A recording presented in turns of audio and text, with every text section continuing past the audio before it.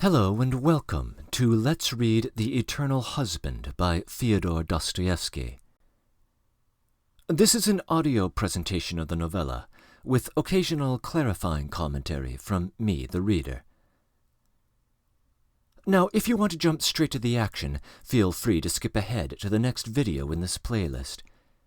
To access the playlist itself, check out the video description below. Otherwise, stick around, and I'll explain the nature of this project a bit further, while providing some background material on the book. The basic purpose of this Let's Read is to make the literature as accessible as it can be in an audio format. Typically, when you read classical literature in print, you have a number of advantages at your disposal: an introduction from a literary scholar, notes containing background information that might be lost on a modern audience, time to absorb complications in the text, and so on. In a conventional audiobook, by contrast, you get simply the spoken text rolling on. But not here. With this project, I will read through the entirety of the book with you, but I will retain the license to add comments where I think it may be helpful to a general audience. In just a moment, I will provide some introductory background information on the novella. When completed, this Let's Read will also contain some concluding thoughts on the book, but it will also have some notes sprinkled throughout the reading, simply to clarify points that the average listener could easily miss. I will do my best to keep a light hand and to allow the text to stand on its own. But there will be cases where it will be useful to identify references or to sum up events, and so you will be hearing my comments every so often to flesh out the full picture of Dostoevsky's work. I will reserve my own analysis and reactions to the text for the final video of this sequence. When I do have embedded comments in the text, they will virtually always appear at the end of a chapter, in order to avoid breaking up the flow of the narrative. There will be other occasions where I will provide clarifying comments visually on the screen.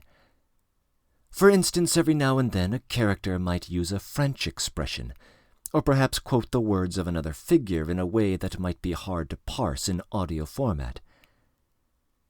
Indeed, in The Eternal Husband, sometimes a narration itself will use quotation marks to cite the thoughts of a character when the spoken text obscures this feature. In all such cases, I will keep the text flowing, but the clarification may be available to you if you keep your eyes open. Now, currently you are viewing this project as part of a YouTube playlist, and I will start making these videos available to the public once I'm roughly a third of the way through the recording. When completed, I will likely assemble all the parts of this playlist into a single video. If you prefer to listen in that format, the video description below may show you how to do so. Otherwise, feel free to stick around with this playlist. If you are keeping it here, our next item of business is an introduction to the novella itself. First off, The Eternal Husband is in the public domain.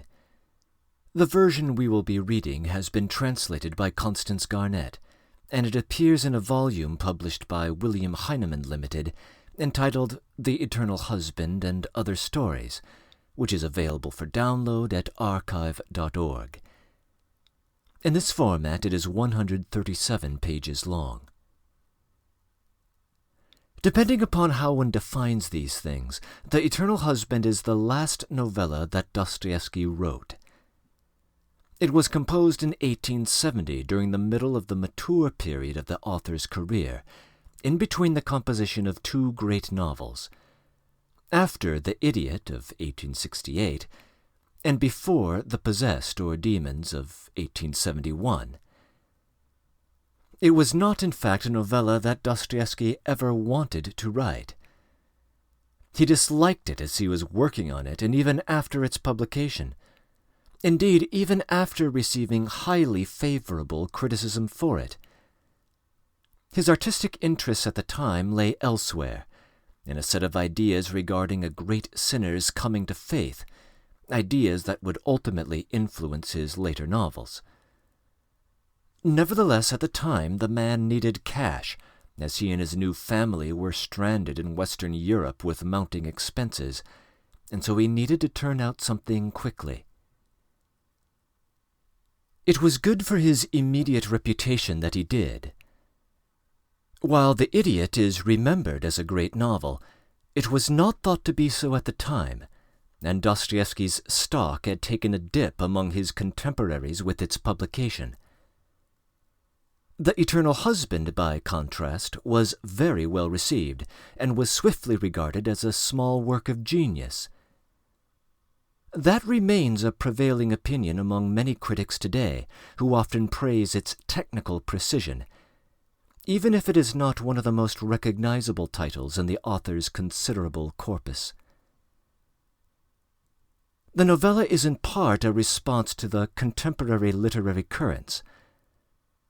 By 1870, Tolstoy's War and Peace had finally wrapped up its triumphant serial publication, and one of its enthusiastic admirers, named Nikolai Strakov, had praised it for its successful characterization of Russian society in terms of two types of people, the predatory and the peaceable. Dostoevsky was highly conscious of this recent discussion, but was not persuaded by the simplicity of Strakov's dichotomy. The Eternal Husband might be seen as a response to it, and in fact refers to it explicitly at one point. The Eternal Husband is a story of a duel between two men. Our protagonist, a middle-aged man named Velchaninoff, and a new arrival in Petersburg named Pavel Pavlovich. Their relation is strained by the fact that Velchaninoff was once the lover of his new visitor's wife, and is uncertain about how much the latter knows of the affair. Pavel Pavlovich's behavior is often erratic, perhaps even comic, but the overall tone is eerie and unnerving. The novella draws upon elements from the author's earlier work, even much earlier narratives from the beginning of his career. One of these is an 1848 pair of short stories, later fused together under the title Another Man's Wife, or The Husband Under the Bed.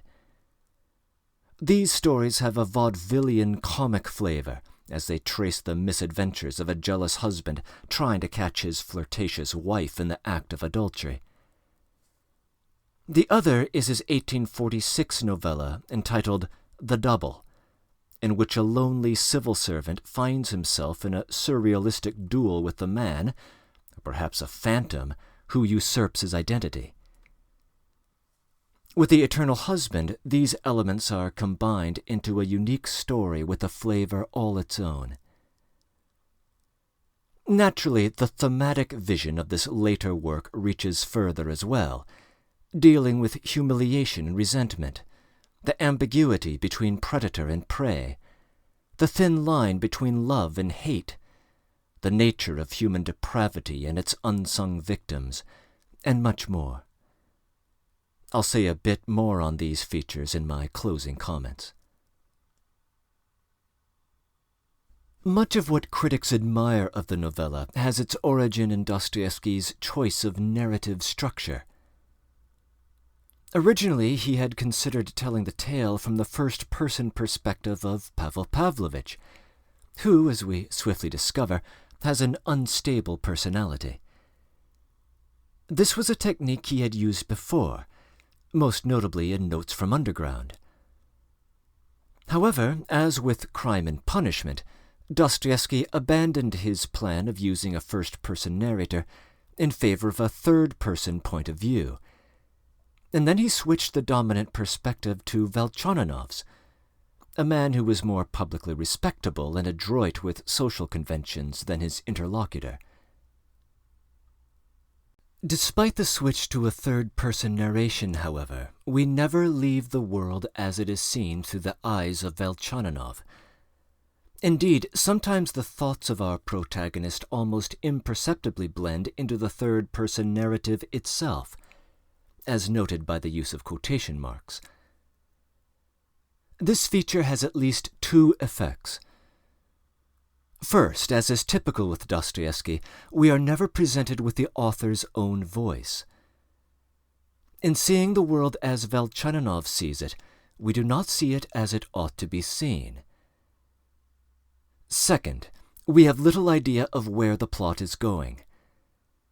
Events that might seem comic or absurd from an omniscient point of view are imbued with an intensity they would not otherwise have when seen from the limited perspective of a single character.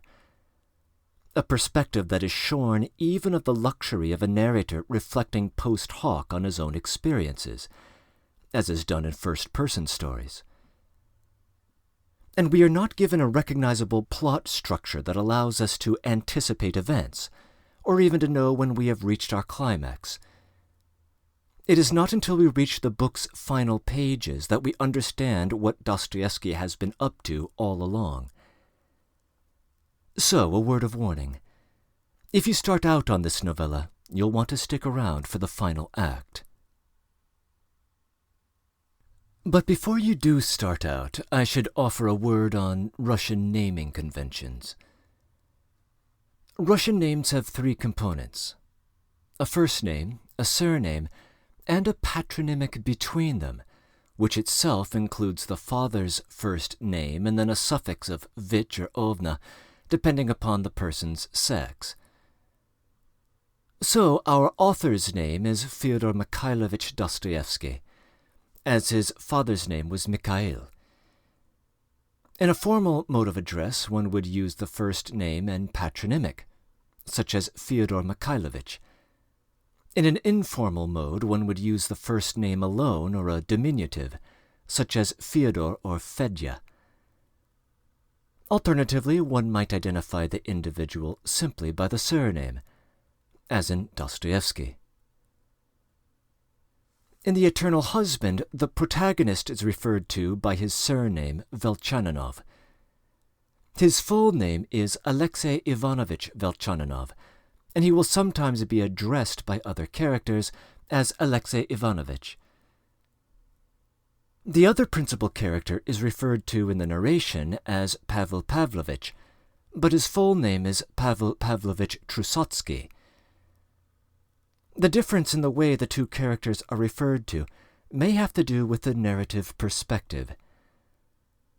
As we are seeing the world through the eyes of Velchaninoff, Trusotsky is referred to by the first name and patronymic, just as the latter will refer to Velchaninoff as Alexei Ivanovich in the spoken dialogue.